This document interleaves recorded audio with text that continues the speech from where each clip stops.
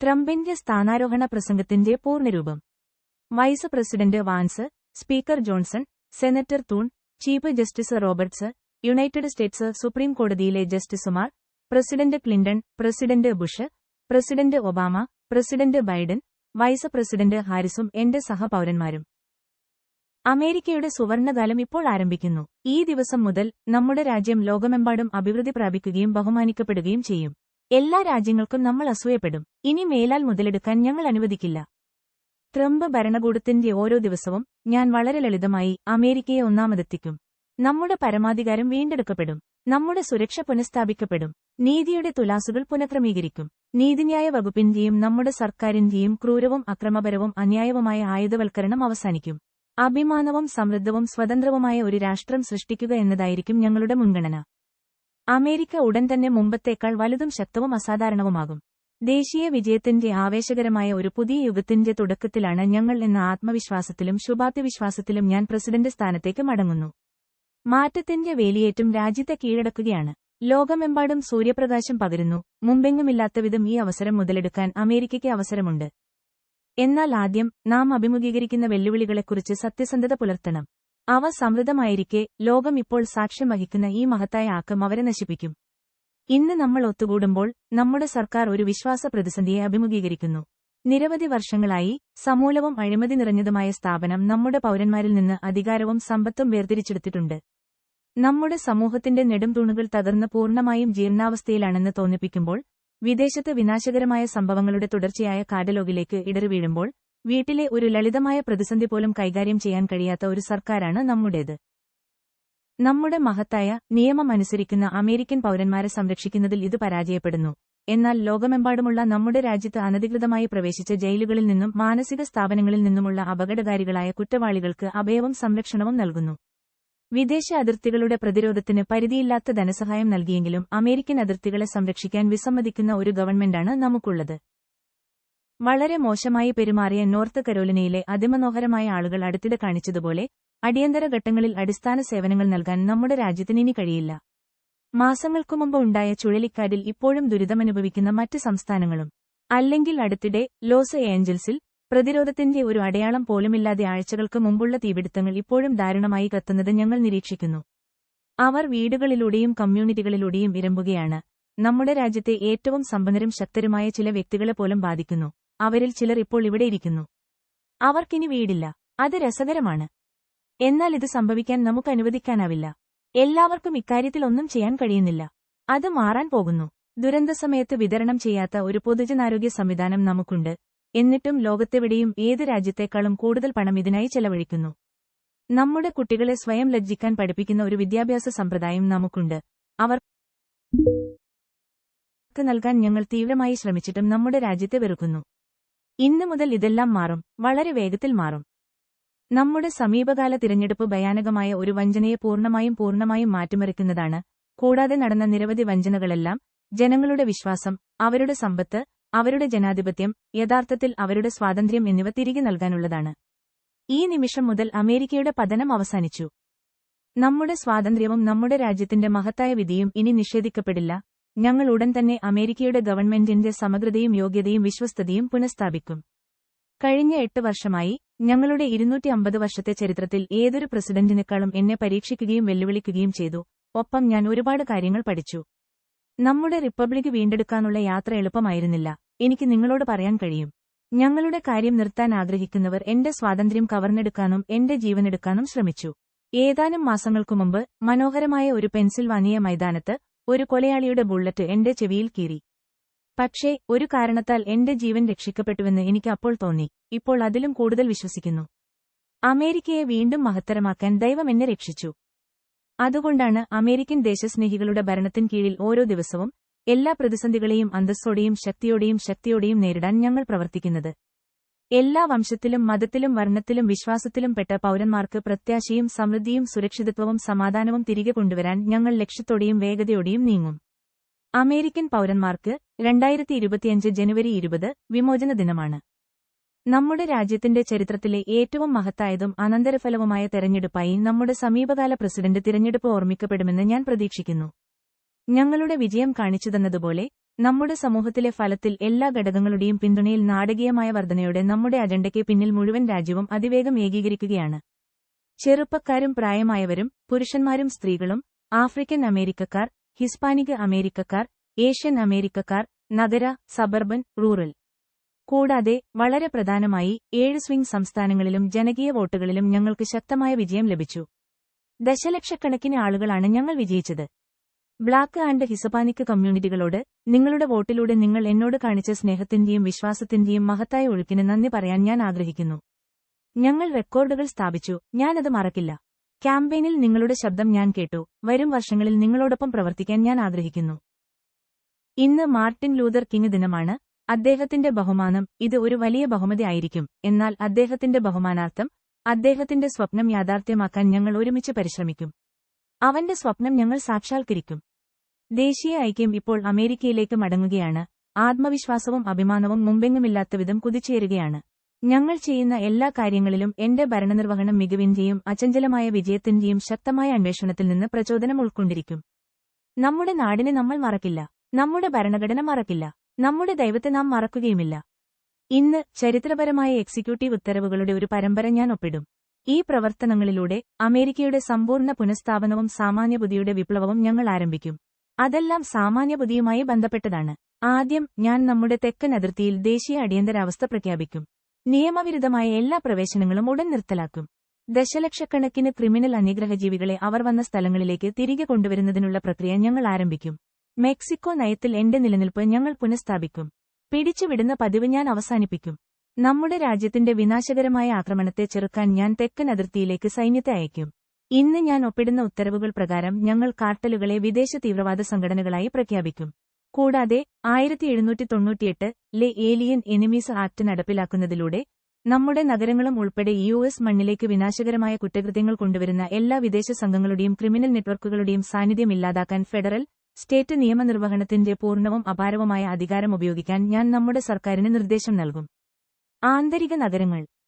Commander in chief എന്ന നിലയിൽ ഭീഷണികളിൽ നിന്നും അധിനിവേശങ്ങളിൽ നിന്നും നമ്മുടെ രാജ്യത്തെ സംരക്ഷിക്കുന്നതിനേക്കാൾ ഉയർന്ന ഉത്തരവാദിത്തം എനിക്കില്ല. അതുതന്നെയാണ് ഞാൻ ചെയ്യാൻ പോകുന്നത്. ഇതുവരെ ആരും കണ്ടിട്ടില്ലാത്ത തലത്തിൽ ഞങ്ങൾ അത് ചെയ്യും.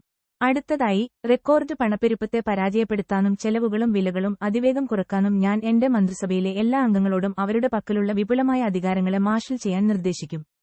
വൻതോതിലുള്ള അമിത ചെലവും ഊർജ്ജ വില വർദ്ധിച്ചതുമാണ് പണപ്പെരുപ്പ പ്രതിസന്ധിക്ക് കാരണമായത്.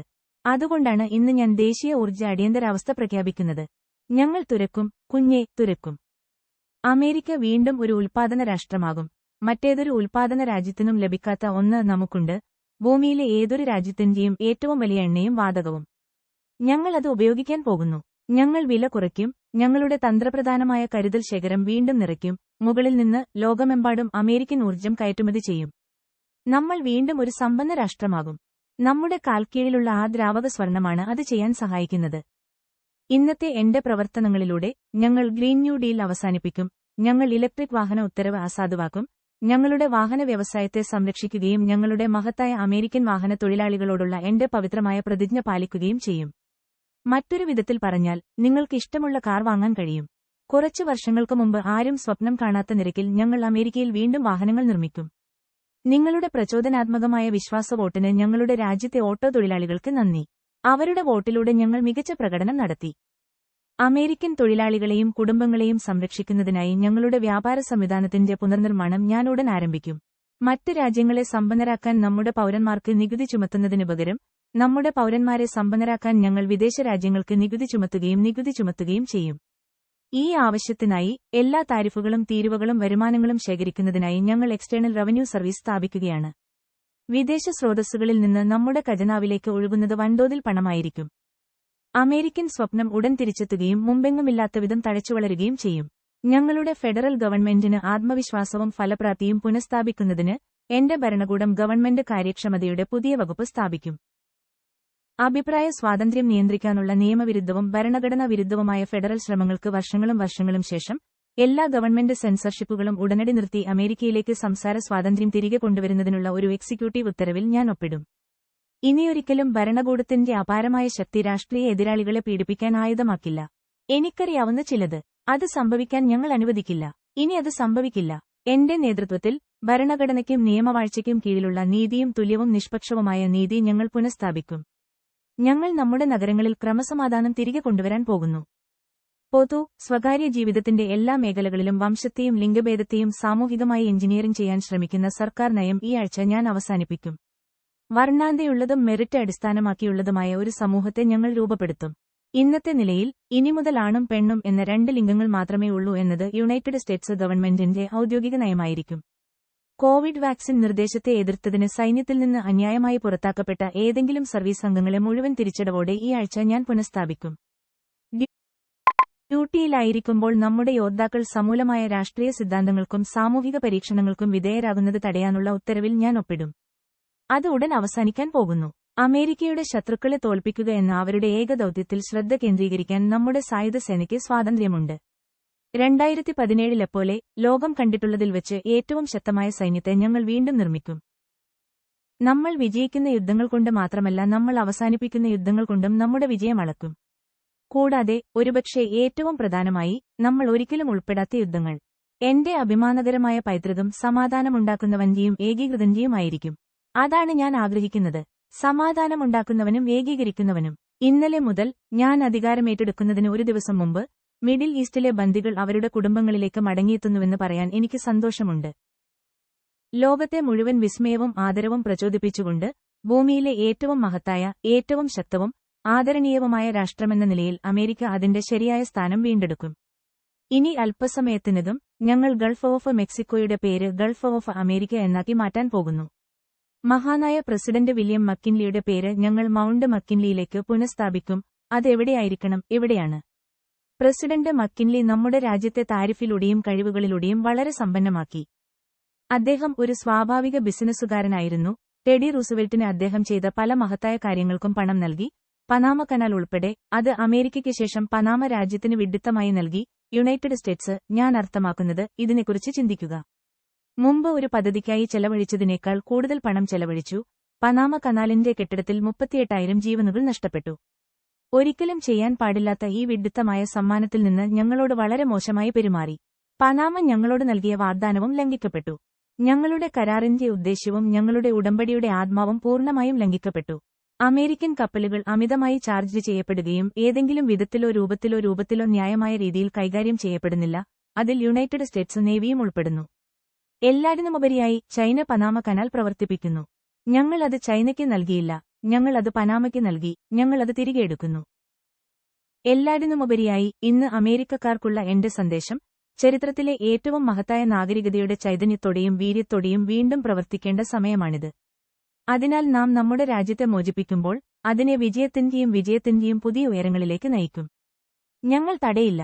ഞങ്ങൾ ഒരുമിച്ച് വിട്ടുമാറാത്ത രോഗപകർച്ചവ്യാധി അവസാനിപ്പിക്കുകയും നമ്മുടെ കുട്ടികളെ സുരക്ഷിതരും ആരോഗ്യകരവും രോഗമുക്തരുമാക്കുകയും ചെയ്യും.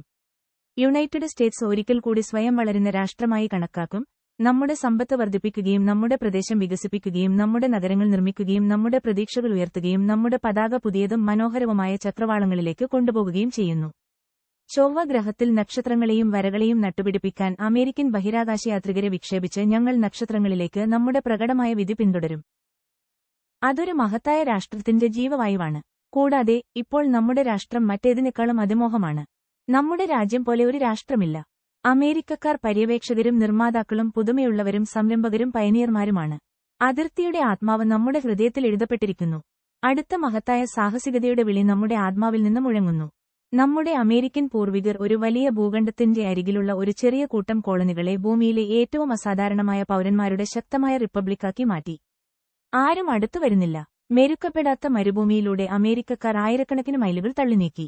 അവർ മരുഭൂമികൾ താണ്ടി, പർവ്വതങ്ങൾ താണ്ടി, പറഞ്ഞറിയിക്കാനാവാത്ത അപകടങ്ങളെ ധീരമാക്കി. വൈൽഡ് വെസ്റ്റ് വിജയിച്ചു, അടിമത്തം അവസാനിപ്പിച്ചു, ദശലക്ഷക്കണക്കിന് ആളുകളെ സ്വേച്ഛാധിപത്യത്തിൽ നിന്ന് മോചിപ്പിച്ചു, ദശലക്ഷക്കണക്കിന് ആളുകളെ ദാരിദ്ര്യത്തിൽ നിന്ന് കരകയറ്റി, വൈദ്യുതി പ്രയോഗിച്ചു, ആറ്റം പിളർത്തി, മനുഷ്യരാശിയെ സ്വർഗത്തിലേക്കിറക്കി, മനുഷ്യരുടെ അറിവിന്റെ പ്രപഞ്ചത്തെ അവർ അകത്താക്കി. മനുഷ്യന്റെ കൈപ്പത്തി. നമ്മൾ ഒരുമിച്ച് പ്രവർത്തിച്ചാൽ നമുക്ക് ചെയ്യാൻ കഴിയാത്തതായി ഒന്നുമില്ല. ഒരു സ്വപ്നവും നേടിയെടുക്കാൻ കഴിയില്ല. ഇത്രയും ചരിത്രപരമായ ഒരു രാഷ്ട്രീയ തിരിച്ചുവരവ് എനിക്ക് അസാധ്യമാണെന്ന് പലരും കരുതി. എന്നാൽ ഇന്ന് നിങ്ങൾ കാണുന്നതുപോലെ ഞാനിതാ. അമേരിക്കൻ ജനത സംസാരിച്ചു. അസാധ്യമായ ഒരു കാര്യം നിങ്ങൾ ഒരിക്കലും വിശ്വസിക്കരുത് എന്നതിന്റെ തെളിവായി ഞാനിപ്പോൾ നിങ്ങളുടെ മുന്നിൽ നിൽക്കുന്നു. അമേരിക്കയിൽ അസാധ്യമായത് ഞങ്ങൾ നന്നായി ചെയ്യുന്നു. ന്യൂയോർക്ക് മുതൽ ലോസ് ഏഞ്ചൽസ് വരെ, ഫിലാഡൽഫിയ മുതൽ ഫീനിക്സ് വരെ, ചിക്കാഗോ മുതൽ മിയാമി വരെ, ഹൂസ്റ്റൺ മുതൽ വാഷിംഗ്ടൺ DC വരെ, നമ്മുടെ അവകാശങ്ങൾക്കും സ്വാതന്ത്ര്യത്തിനും വേണ്ടി തങ്ങളുടേതായതെല്ലാം നൽകിയ ദേശസ്നേഹികളുടെ തലമുറകളാണ് നമ്മുടെ രാജ്യം കെട്ടിപ്പടുക്കുകയും ചെയ്തത്. കർഷകരും പട്ടാളക്കാരും, കൗബോയ്മാരും ഫാക്ടറി തൊഴിലാളികളും, ഉരുക്ക് തൊഴിലാളികളും കൽക്കരി ഖനത്തൊഴിലാളികളും, പോലീസ് ഓഫീസർമാരും പയനിയർമാരുമായിരുന്നു അവർ മുന്നോട്ടു നീങ്ങി, ഒരു തടസ്സവും അവരുടെ ആത്മാവിനെയോ അവരുടെ അഭിമാനത്തെയോ പരാജയപ്പെടുത്താൻ അനുവദിക്കരുത്. അവർ ഒരുമിച്ച് റെയിൽവേ പാതകൾ സ്ഥാപിച്ചു, അമ്പരചുംബികളായ കെട്ടിടങ്ങൾ ഉയർത്തി, വലിയ ഹൈവേകൾ നിർമ്മിച്ചു, 2 ലോകമഹായുദ്ധങ്ങൾ വിജയിച്ചു, ഫാസിസത്തെയും കമ്മ്യൂണിസത്തെയും പരാജയപ്പെടുത്തി, അവർ നേരിട്ട ഓരോ വെല്ലുവിളിയിലും വിജയിച്ചു. എല്ലാത്തിനുമുപരി ഞങ്ങൾ ഒരുമിച്ച് കഴിഞ്ഞു. ഞങ്ങൾ അമേരിക്കൻ ചരിത്രത്തിലെ ഏറ്റവും മഹത്തായ 4 വർഷങ്ങളുടെ വക്കിലാണ്. നിങ്ങളുടെ സഹായത്തോടെ ഞങ്ങൾ ഒരു അമേരിക്കൻ വാഗ്ദാനം പുനഃസ്ഥാപിക്കുകയും ഞങ്ങൾ സ്നേഹിക്കുന്ന രാഷ്ട്രത്തെ പുനർനിർമ്മിക്കുകയും ചെയ്യും. ഞങ്ങൾ അത് വളരെ സ്നേഹിക്കുന്നു. നാം ഒരു ജനതയും ഒരു കുടുംബവും ദൈവത്തിന്റെ കീഴിലുള്ള മഹത്വമുള്ള ഒരു ജനതയുമാണ്. അതിനാൽ തങ്ങളുടെ കുട്ടിക്കുവേണ്ടി സ്വപ്നം കാണുന്ന എല്ലാ മാതാപിതാക്കളോടും ഓരോ കുട്ടിയും അവരുടെ ഭാവിയെക്കുറിച്ച് സ്വപ്നം കാണുന്നു. ഞാൻ നിങ്ങളോടൊപ്പമുണ്ട്. ഞാൻ നിങ്ങൾക്കായി പോരാടും. നിങ്ങൾക്കായി ഞാൻ വിജയിക്കും. ഞങ്ങൾ മുമ്പെങ്ങുമില്ലാത്തവിധം വിജയിക്കും. സമീപ വർഷങ്ങളിൽ നമ്മുടെ രാജ്യം വളരെയധികം കഷ്ടം അനുഭവിച്ചിട്ടുണ്ട്. എന്നാൽ ഞങ്ങൾ അത് തിരികെ കൊണ്ടുവന്ന് വീണ്ടും മികച്ചതാക്കാൻ പോകുന്നു. മുമ്പത്തേക്കാൾ വലുത്. നമ്മൾ മറ്റാർക്കുമില്ലാത്ത ഒരു രാഷ്ട്രമായിരിക്കും. അനുകമ്പയും ധൈര്യവും അസാധാരണത്വവും നിറഞ്ഞത്. നമ്മുടെ ശക്തി എല്ലാ യുദ്ധങ്ങളെയും തടയുകയും കോപവും അക്രമാസക്തവും തീർത്തും പ്രവചനാതീതവുമായ ഒരു ലോകത്തിലേക്ക് ഐക്യത്തിന്റെ ഒരു പുതിയ ചൈതന്യം കൊണ്ടുവരും. മതം, വിശ്വാസം, സൽസ്വഭാവം എന്നിവയുൾപ്പെടെ അമേരിക്ക വീണ്ടും ബഹുമാനിക്കപ്പെടുകയും വീണ്ടും അഭിനന്ദിക്കുകയും ചെയ്യും. ഞങ്ങൾ ഐശ്വര്യമുള്ളവരായിരിക്കും. ഞങ്ങൾ അഭിമാനിക്കും. ഞങ്ങൾ ശക്തരാകും. മുമ്പെങ്ങുമില്ലാത്തവിധം ഞങ്ങൾ വിജയിക്കും. നാം കീഴടക്കപ്പെടുകയില്ല. ഞങ്ങൾ പേടിക്കില്ല. ഞങ്ങൾ തകർക്കപ്പെടുകയില്ല. ഞങ്ങൾ പരാജയപ്പെടുകയുമില്ല. ഈ ദിവസം മുതൽ അമേരിക്കൻ ഐക്യനാടുകൾ സ്വതന്ത്രവും പരമാധികാരവും സ്വതന്ത്രവുമായ രാഷ്ട്രമായിരിക്കും. ഞങ്ങൾ ധൈര്യമായി നിൽക്കും. നമ്മൾ അഭിമാനത്തോടെ ജീവിക്കും. ഞങ്ങൾ ധൈര്യത്തോടെ സ്വപ്നം കാണും. ഒന്നും നമ്മുടെ വഴിയിൽ നിൽക്കില്ല. കാരണം ഞങ്ങൾ അമേരിക്കക്കാരാണ്. ഭാവി നമ്മുടേതാണ്. നമ്മുടെ സുവർണകാലം ആരംഭിച്ചിട്ടേയുള്ളൂ. നന്ദി. ദൈവം അമേരിക്കയെ അനുഗ്രഹിക്കട്ടെ. എല്ലാവർക്കും നന്ദി.